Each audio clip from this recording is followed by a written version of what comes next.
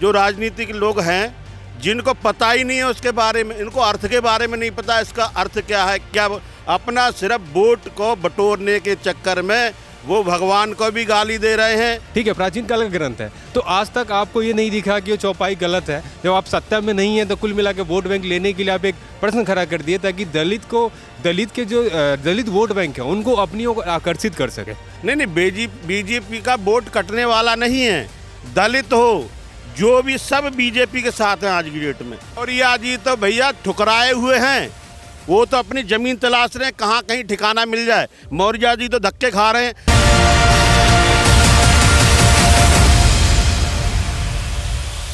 बिहार के शिक्षा मंत्री द्वारा दिए गए रामचरितमानस के ऊपर विवादित बयान का विषय थम ही नहीं पाया था, जिसके बाद अब उत्तर प्रदेश के समाजवादी पार्टी के नेता और एमएलसी स्वामी प्रसाद मौर्य का एक विवादित बयान सामने आया है।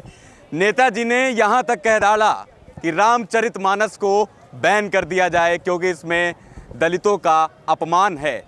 उनका साफ तौर पर कहना है कि ये जो चौपाई है जिसमें रामचरितमानस में है, जिसमें दलितों का अपमान किया गया है। और नेताजी यहाँ तक बोलते हैं कि उस रामचरितमानस को बैन कर देना चाहिए। आपको बता दें कुछ दिन पहले बिहार के शिक्षा मंत्री का बयान भी सामने आया था, जिसके बाद ये बयान सामने आया है रामचरितमानस के ऊपर। और आपको बता दूं, रामचरितमानस हिंदुओं का एक ऐसा ग्रंथ है जो कि बेहद अहम मायने रखता है।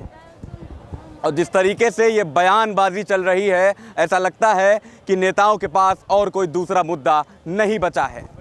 और कास्टिज़म की बात करूं तो आपको बता दूं कि भगवान श्री राम वही हैं जो कि शबरी के जूठे बेर खाए थे, जिन्होंने कास्ट बैरियर तोड़ा था। इन्हीं सारे मुद्दों को लेकर आज हम दिलवालों की दिल्ली पहुंचे हैं। लाल किले के ठीक सामने हमारी मौजूदगी है और यहाँ पर मौजूदा लोगों से पता करेंगे कि आखिर ये रामचरितमानस वाला जो मुद्दा है जो कि उठाया जा रहा है, सारी बातें करेंगे और जानेंगे सारे सवाल। मैं बताता हूँ कि रामचरितमानस में ऐसा कोई चौपाई, ऐसा कोई दोहा नहीं है जिसने किसी भी जातिवाद को भ्रम फैलाया हो या हमारे छोटी जाति के, बड़ी जाति के किसी भी भाई को, किसी बहन के लिए गलत कहा हो। बिल्कुल उसमें सब कुछ सही कहा गया है। निषाद राज जो है भील जनजाति के थे। निषाद राज भगवान राम के साथ पढ़ते थे, भगवान राम के दोस्त थे निषाद राज को जो है बिल्कुल साथ लेके चले थे। वो कौन कहता है, भील करोल सबके लिए साथ लेके चले थे। शबरी के झूठे बेर भगवान राम ने खाए थे। कौन कहता है कि किसी का वो उसमें अपमान किया गया? कोई अपमान नहीं किया गया। जो ये पढ़ने वाले हैं ना, जो राजनीतिक लोग हैं जिनको पता ही नहीं है उसके बारे में, इनको अर्थ के बारे में नहीं पता, इसका अर्थ क्या है, क्या अपना सिर्फ वोट को बटोरने के चक्कर में वो भगवान को भी गाली दे रहे हैं, अपने बाप को भी गाली दे रहे हैं। वो किसी को नहीं छोड़ने वाले, उन्हें बस वोट मिल जाए। बाकी रामायण में ऐसा कुछ नहीं है कि जो कुछ गलत कहा हो, कहीं तुलसीदास जी ने कहीं गलत लिखा हो, ऐसा कुछ नहीं है। सपा नेता का आरोप है, ये चौपाई भी मैं पढ़ के बता देता हूँ। ढोल गवार शूद्र पर सुनारी, सकल ताड़ना के अधिकारी, जिसका विरोध। तो भाई ये जो उनके चौपाई का गलत, ताड़ना का मतलब क्या होता है? ताड़ना किसी की ध्यान रखना, किसी का ताड़ना ऐसी नहीं, ये नहीं कि उसको मारना।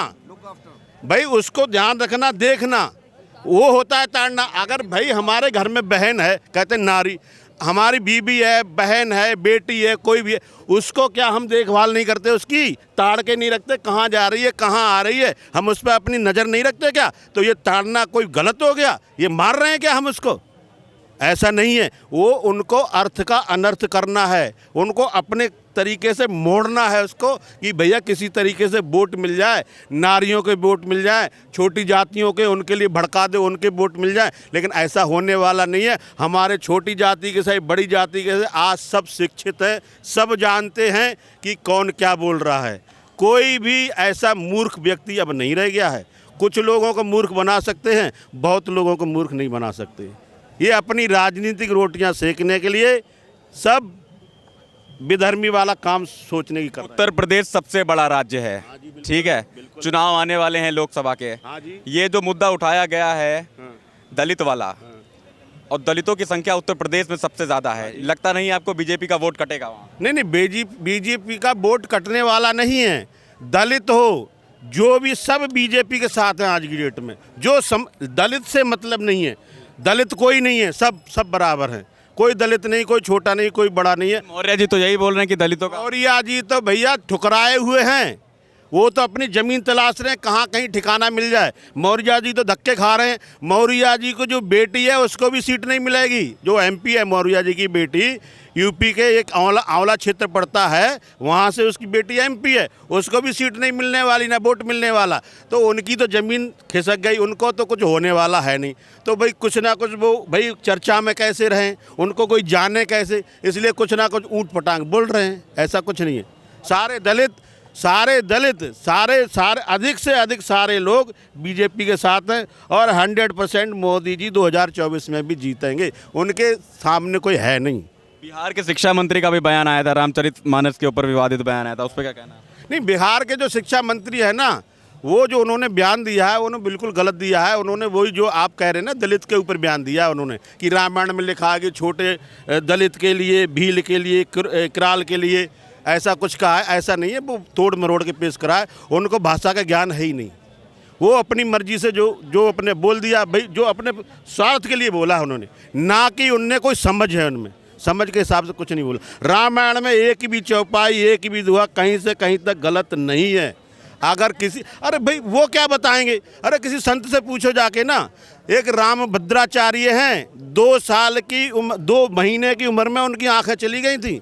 राम भद्राचार्य की 2 महीने के थे और आज की डेट में 1.5 लाख पन्ने, 1.5 लाख पृष्ठ उनको कंठस्थ हैं। उनसे पूछो जाके ना रामायण के बारे में, वो बताएंगे। वो क्या बताएगा जिसको पता ही कुछ नहीं है, उल्टा पुल्टा बोल रहा है, उसे कुछ नहीं पता है।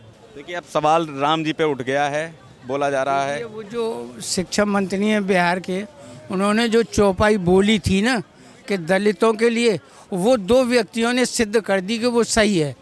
कि जो देखिए, मेरा दलितों से या किसी से कोई भेदभाव नहीं है, लेकिन उन्होंने ये कहा था कि दलित अगर आएंगे तो इनको 2 बांट देंगे। एक इतना बड़ा ग्रंथ है जिसको पूरी दुनिया मानती है, उस पर वो 2 अपनी वोट की राजनीति के चक्कर में कहते हैं वो रामायण को बैन कर दो। लेकिन वो जो चौपाई सिद्ध करती है कि दलितों के लिए ये होना चाहिए, दलित 2 ही व्यक्ति तो दलितों के ऊपर उठा रहे हैं। उन्होंने ये सिद्ध कर दिया कि दलित अगर पढ़े लिखे जाएगा तो जरूर सिर पर चढ़ के बोलेगा। यही तो उसके माने थे कि दलितों को अगर बोलेंगे तो पढ़ जाएंगे तो ऊंचे बोलेंगे। तो वो दोनों ही पढ़े लिख गए और दोनों ही गलत बोल रहे हैं। उन्होंने, उनकी चौपाई ने यही सिद्ध कर दिया कि दलित ही गलत बोल रहे हैं पढ़ लिखने के बाद। आज तक किसी और ने कहा है? इतने महान संत, इतने बड़े रामायण में इतनी बड़ी व्याख्या है, ये सब मंदिर, धर्मारती, ये सब चल रहे हैं। वो 2 जने वोट पढ़ गए, नेता बन गए, तो उन्होंने कि रामायण को बैन कर दो। नेता नहीं, बड़े नेता हैं, अभी बीजेपी में थे, अब समाजवादी नहीं है वो। ये भूल है। जैसे वो तुम्हारे वो अखिलेश जी हैं ना, जैसे उनके साथ रहते हैं, ऐसे ही वो बड़े नेता हो गए। बड़े नेता पूछो तुम योगी जी को, उनके कोई जेब नहीं है, घर नहीं देखा। जब बाप मरे थे तब नहीं कहे वो, उन्होंने कि राष्ट्र से बढ़ के कोई नहीं है, कहा था नहीं? आप भी सब लोग थे। तो फिर ये नेता कहाँ? ये तो अपनी कुर्सी, बिल्डिंग, जायदाद बनाते हैं। उनके मोदी, उनके जाके देखो योगी जी की कोई बिल्डिंग है? आपको ये नहीं लगता कि ये बयान जो है दलितों का वोट काटने का है? ये खाली ये सोच रहे हैं कि दलित बेवकूफ़ हैं, पढ़े लिखे जो हैं हमारे साथ आ जाएंगे, लेकिन इतने बेवकूफ़ नहीं है, बिना पढ़े लिखे भी समझदार हैं। तो सर क्या नाम हुआ? मेरा नाम अर्जुन हुआ। ये रामचरितमानस पे जो बयान है, इस पर क्या कुछ कहना है आपका? जिस तरीके से विरोध किया जा रहा है, इस पर कहा कि ये दलितों का विरोध हो रहा है। देखिए, मेरा ये मानना है, सीधा साधा अगर मैं बात बताना चाहूँगा तो ये कुल मिला के वोट बैंक का राजनीति, वोट बैंक के लिए सब किया जा रहा है। आप एक सिंपल सा, मैं उनसे पूछना चाहूँगा जिन्होंने रामचरितमानस पे ये जो प्रश्न खड़े किए हैं, आप ये देखिए आखिर ये जो प्रश्न अभी खड़ा किया गया, अभी क्यों? जब आप सत्ता में नहीं है तब आपको सारी चीज़ें प्रश्न दिख रही है। आप इससे पहले भी रामचरितमानस था, हम सब जान रहे हैं कि बहुत पुराना ग्रंथ है, ठीक है, प्राचीन काल का ग्रंथ है। तो आज तक आपको ये नहीं दिखा कि वो चौपाई गलत है। जब आप सत्ता में नहीं है तो कुल मिला के वोट बैंक लेने के लिए आप एक प्रश्न खड़ा कर दिए ताकि दलित के जो दलित वोट बैंक है उनको अपनी ओर आकर्षित कर सके। क्योंकि अभी मेरा ये मानना है कि अभी एक दलित वोट बैंक ऐसा है ना, क्योंकि लगभग ये बिखरा हुआ है, तो लगभग लोगों का ये टारगेट है कि दलित वोट बैंक को कैसे अपनी ओर आकर्षित करें। इस वजह से तरह तरह के अपना प्रोपेगेंडा रच रहे हैं और तरह तरह का बयान दे रहे हैं लोगों के बीच में, ताकि दलित वोट बैंक को अपनी ओर आकर्षित कर सके। कुछ नहीं है, बस वोट बैंक है ये।